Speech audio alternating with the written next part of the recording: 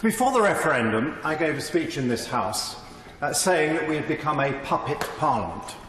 All too often, great regulations came from the EU which we could do nothing about at all because they were directly acting.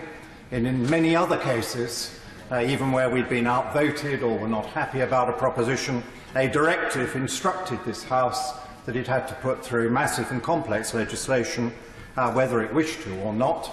And we had a situation where the front benches of the main parties, alternating in government as they tended to do, went along with this, and the convention was that the opposition didn't really oppose because they knew that this Parliament was powerless, that the decision had been made elsewhere, whether the British people liked it or not. It even extended to tax matters where there are a number of VAT issues where we cannot change VAT in the way we would like, or there are a number of issues over corporation tax where we thought we had fairly levied money on companies where the EU decided otherwise and made us give it back.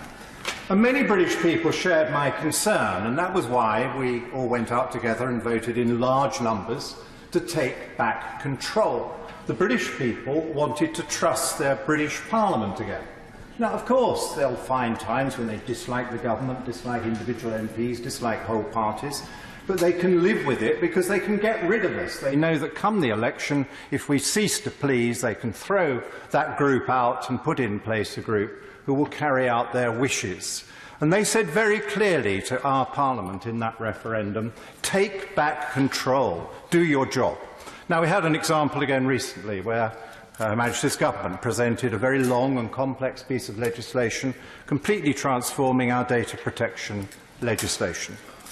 And because it was entirely based upon new EU proposals, it went through without any formal opposition. The opposition obeyed the convention and didn't vote against the legislation and didn't really try very hard to criticise it. I'm sure if that piece of legislation had been invented in Whitehall and promoted actively by UK ministers, the opposition would have done their job and they would have found things to disagree with and they would have made more proposals to improve it. But we still have this puppet parliament effect all the time that we are under this control from Brussels.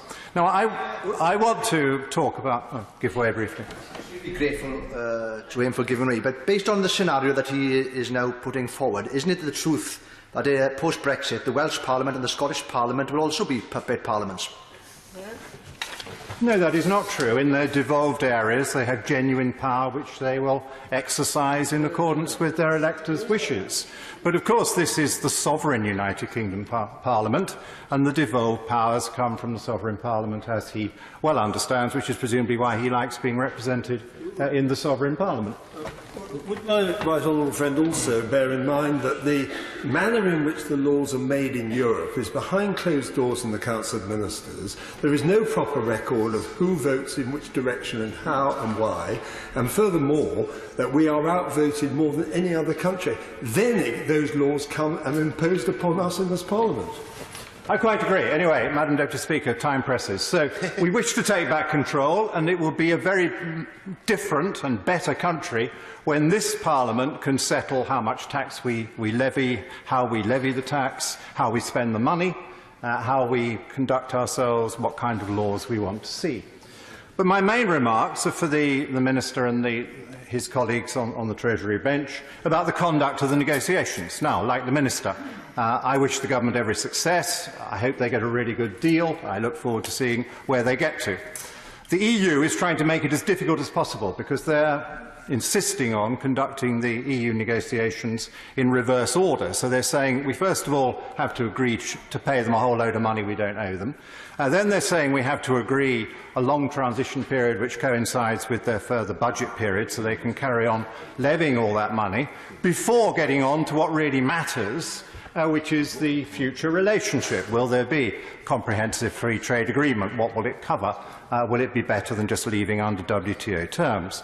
Now, in order to have a successful negotiating position, the government has rightly sketched out a couple of very important propositions. The first is nothing is agreed until everything is agreed. This is fundamental, and I would urge the Treasury bench to understand they must not sign any withdrawal agreement unless and until there is a comprehensive agreement which is credible and can be legally upstanding, because there is no point in paying money for nothing. There would only be any point in giving them all that money if there were a comprehensive agreement that the government and the country at large was proud of, and enough Leave voters agreed with, as well as Remain voters. The second thing which the government has rightly said is that no deal is better than a bad deal. And that, again, is fundamental to the negotiation. Now, I've never made any bones about it. Before the referendum, I said I thought no deal was quite a likely outcome, and I thought it was a fine outcome. For me, no deal is a lot better than staying in the European Union. It gives us complete control over our money, and we can start spending that money on our priorities. It gives us complete control over our laws, and we can pass the laws and taxes we want. It gives us complete control over our borders, and we can have the migration policy of our choosing. It gives us complete right and freedom to negotiate a trade policy with the EU and anybody else. Of course, that depends on the goodwill of the other side as well, but I'd far rather be in that position than be part of a customs union where I have very little influence, and whereas it is extremely restrictive against others. So there's an awful lot going for no deal. So the Minister and his colleagues must stick to the proposition that they only recommend a deal to this House if it is manifestly better than no deal. And they need to keep reminding the EU negotiators that no deal offers Britain most of what it wanted when it voted to take back control.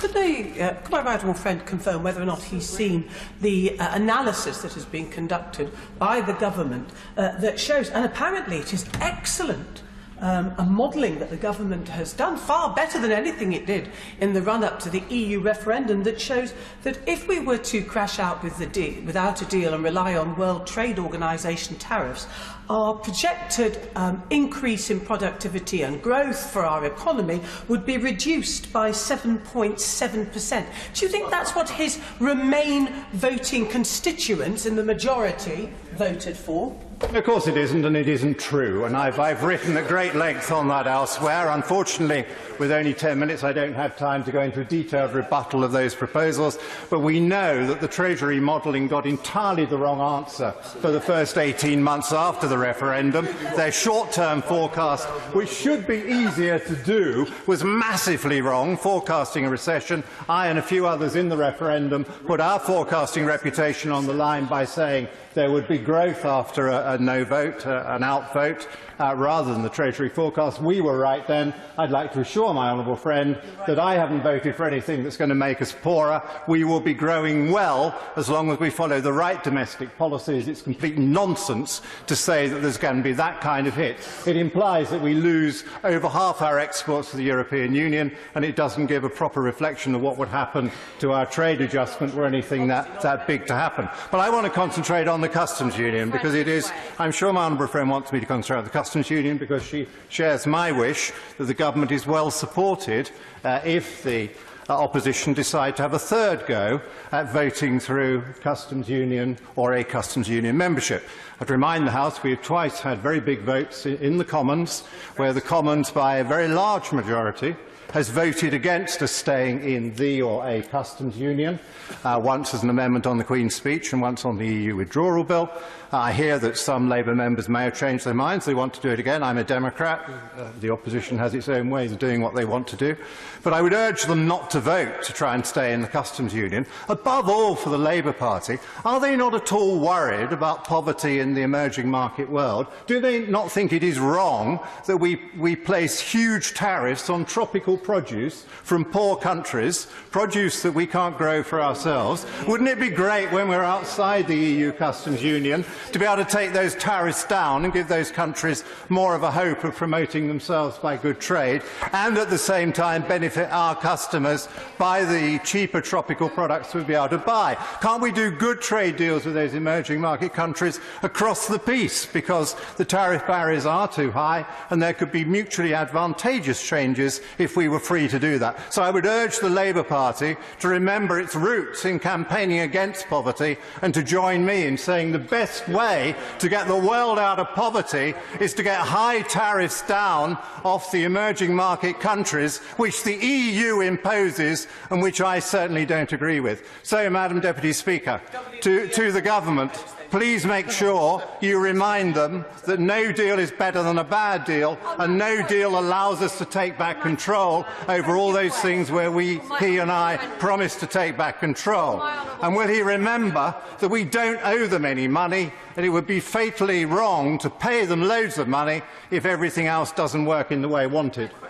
Just on the subject of the deal, can my right honourable friend confirm that he agrees with the Prime Minister that we are looking for a deal that covers many sectors that are not covered by the WTO, for example, aviation, data exchange, and having a mutual recognition of financial services so that the trade in these areas can easily continue? I'm afraid my time is out and I haven't got time to go into detail on all these matters. I believe that we should negotiate strongly and positively. I wish my right honourable friend the Prime Minister every success, but I wish to strengthen her hand by saying that out there in the country the message is get on with it, and if that means leaving with no deal, that is absolutely fine.